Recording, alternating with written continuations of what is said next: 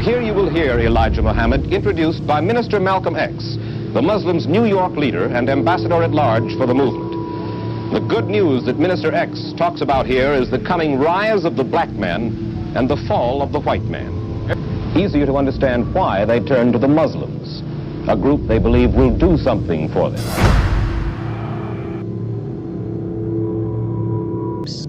He begins in the early 1960s by directing these counterintelligence programs to infiltrate the Ku Klux Klan. And this is a picture here of a Klan, an FBI agent who infiltrated the Klan, and he still has this sort of ill-fitting hood on to hide his identity. Is this black supremacist doctrine making headway among New York Negroes? Let's go to the streets of Harlem and find out. This is classified as hate when we are telling our people that it is time for them to organize and learn to develop respect, recognition for themselves in order that they might obtain a position of self-determination. If this is what is classified as hate, then I suppose I am guilty of preaching such a philosophy. I've listened to the Elijah Muhammad movement and the Black Nationalist movement. I feel that it would be better if it were more national rather than integrated with the views of the white man in it, for the simple reason that I think that together with our own people, more can be accomplished rather than with the white man involved in it also, because as it is, we've already been accepting too many crumbs from this man, and we've never really gotten a real loaf of bread from him.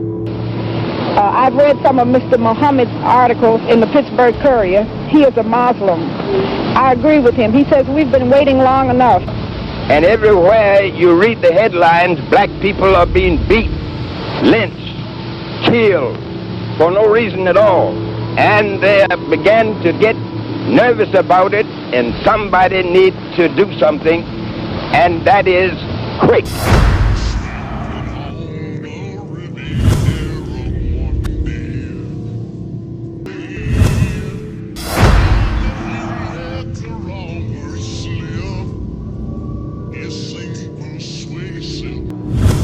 I probably am a dead man already. I probably am a dead man already.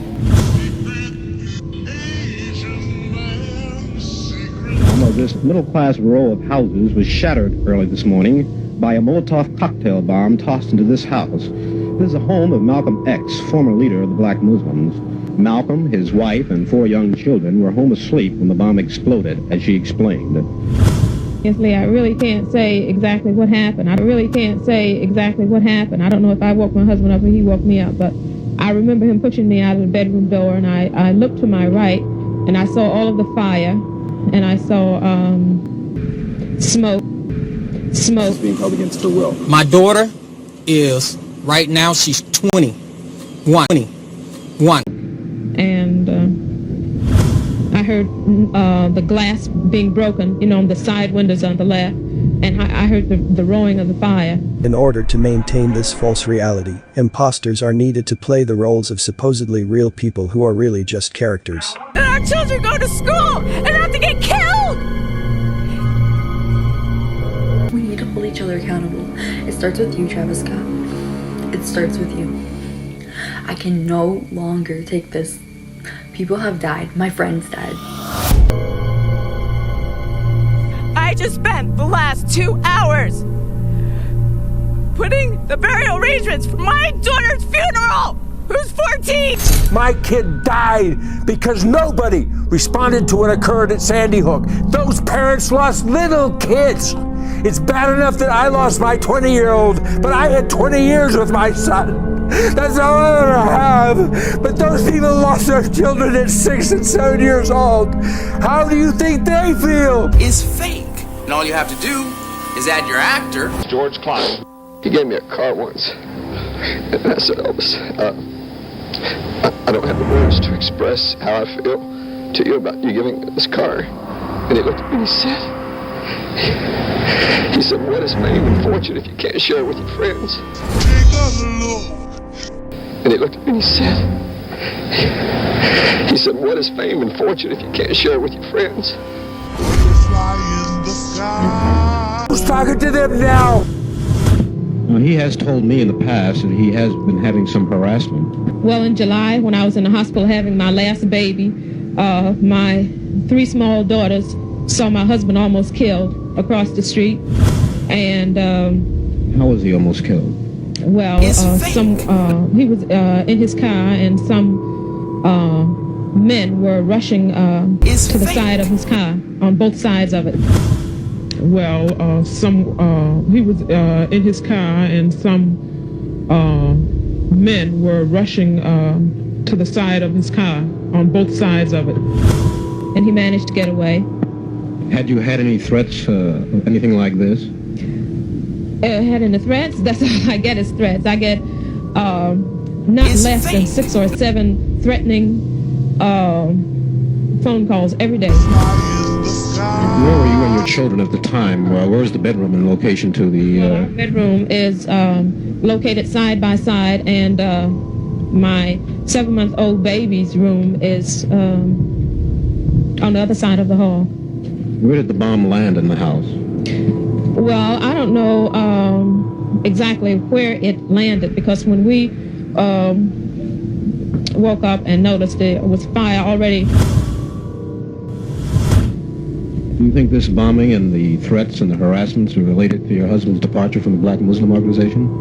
Well, I don't know, but at the rally Monday night at the Audubon, I'm sure he will bring out something. Well, he has told me in the past that he felt that some of his harassment was coming from his former associates in the Black Muslims. He has. What about the controversy about the ownership? He has. Smiling faces sometimes. They don't In the O.J. Simpson case 24 years ago.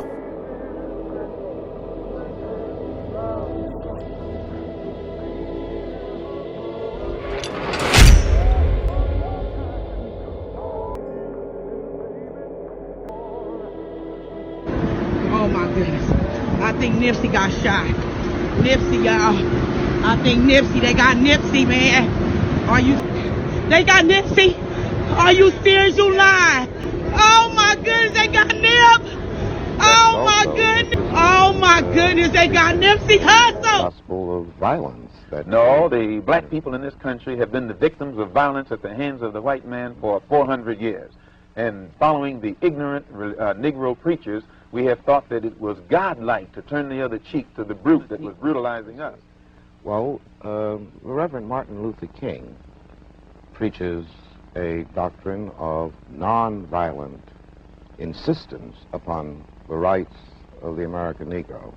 What is your attitude toward this philosophy? The white man pays Reverend Martin Luther King, subsidizes King can continue toward this philosophy. The white man pays Reverend Martin Luther King, subsidizes King can continue toward this philosophy. The white man pays Reverend Martin Luther King, subsidizes Reverend Martin Luther King, so that Reverend Martin Luther King can continue to teach the Negroes to be defenseless. That's what you mean by nonviolent. Be defenseless. Be defenseless in the face of one of the most cruel beasts that has ever taken the people into captivity. That's this American white man.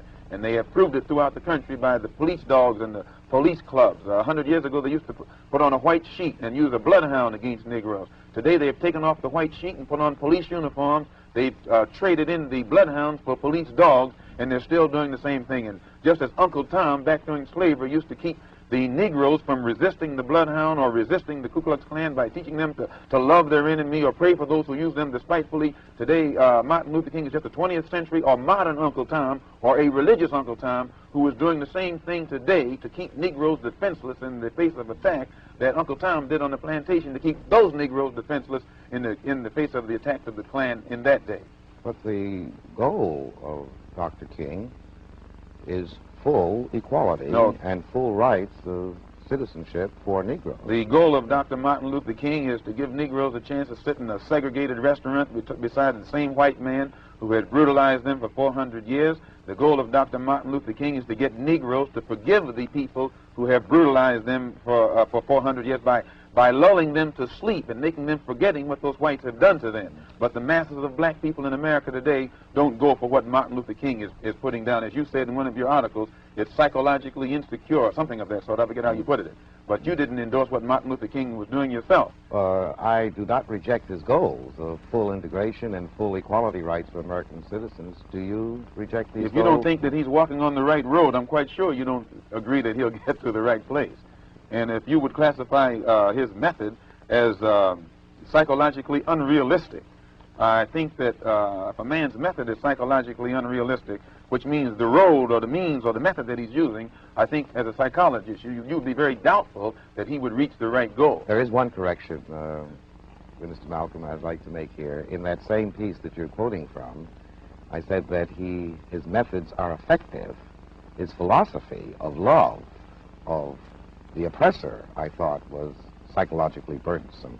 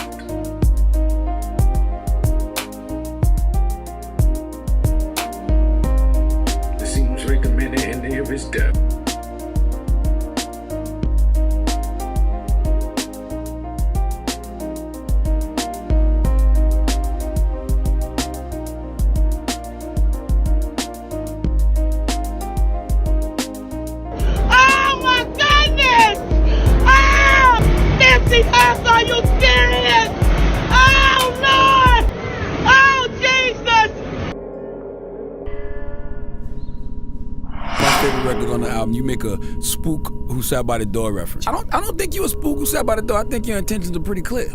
Well, now I would say so, but I don't think you a spook who sat by the door. I think your intentions are pretty clear. Well, now I would say so, but even to the point we made earlier.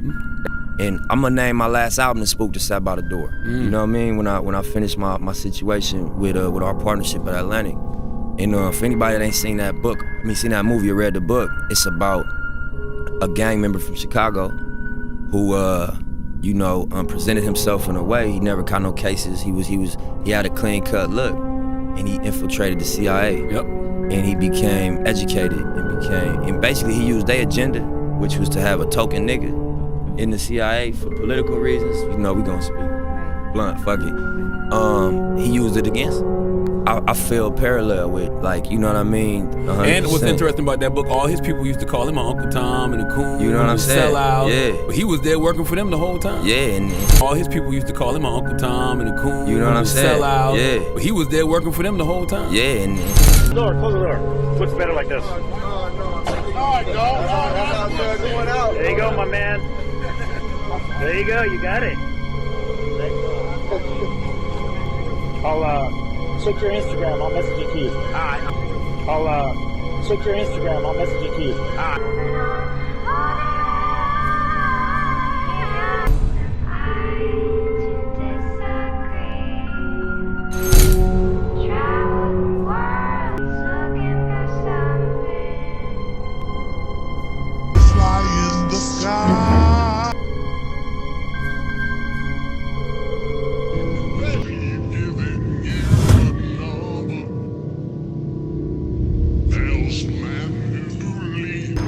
Assalamu alaikum. Get your hand out of my pocket! Get out of my pocket, nigga!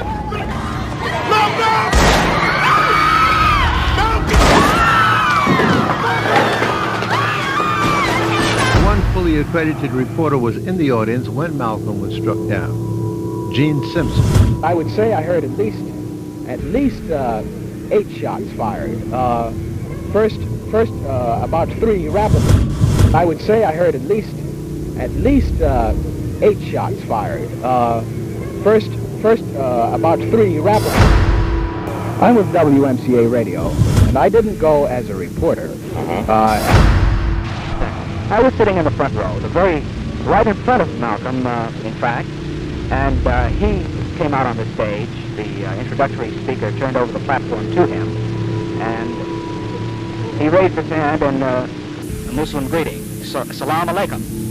At that point, I heard a rumbling behind me, and I'm sure everyone else did too, and I turned around in my seat to see what it was. And then we saw, I saw two guys standing up, and the next thing, my next Muslim greeting, Salam Alaikum. At that point, I heard a rumbling behind me, and I'm sure everyone else did too, and I turned around in my seat to see what it was. And then we saw, I saw two guys standing up, and the next thing, my next impression, it all happened very rapidly, as you can understand, is of the gunshots. And I saw Malcolm had his hand up. He said, stay cool, stay calm, or something.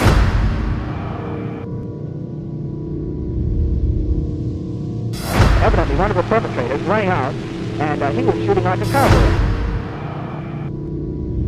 Smiling faces, sometimes they don't tell the truth.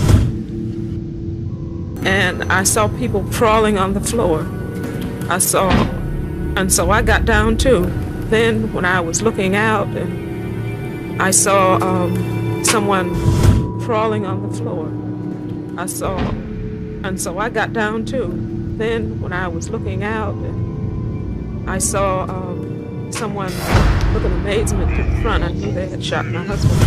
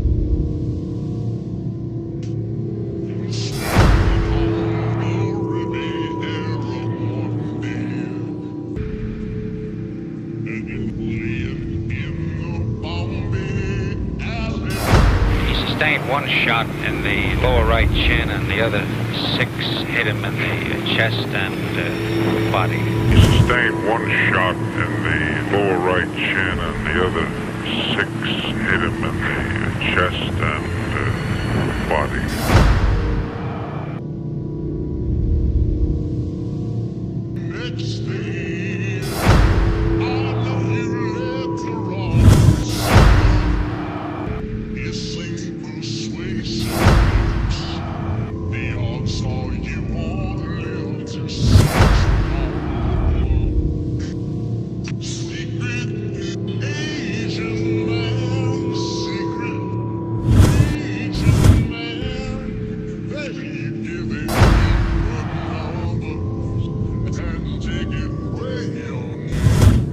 I saw my husband falling back.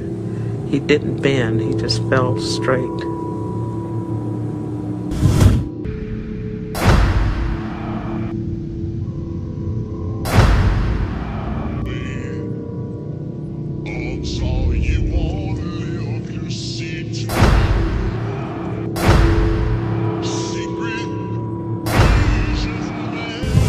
Sustained one shot in the lower right chin, and the other. He sustained one shot in the lower right chin, and the.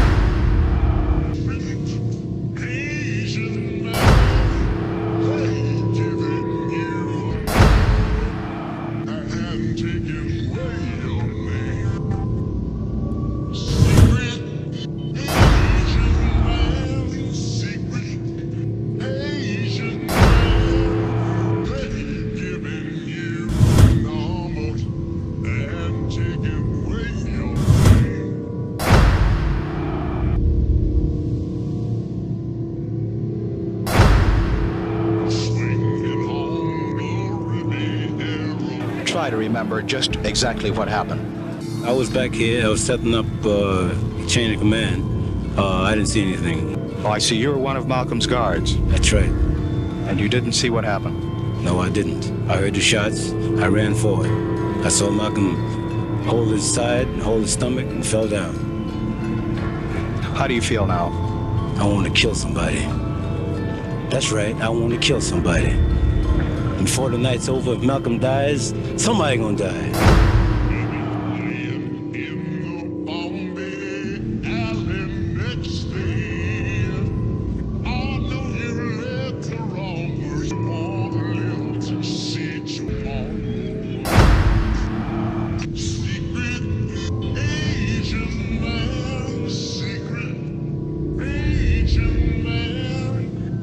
That I think is interesting for showing how the CIA could stimulate conspiracy theories. In the late 60s, so they came up with this document. In the late 70s, this document became public about the CIA because people read this document and say, aha, the CIA was involved. Before we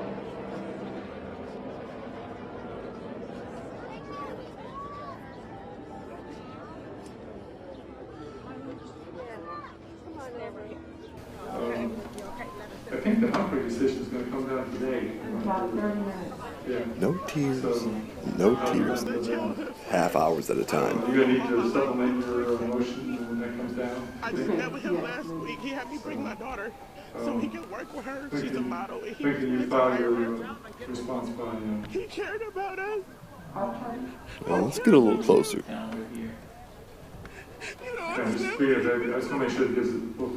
Yeah, I thought we were done with the drought in California. I thought all that recent rain we had would, make the lands more moist. We're still in drought, obviously. He still came around and supported everybody.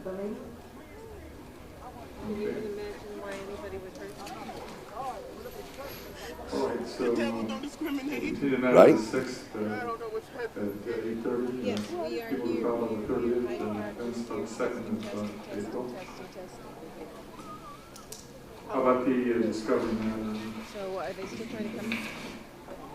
Well, Michelle and I are going to meet with her, the investigating officer, and so I would think by the time we come back on 6, we will have.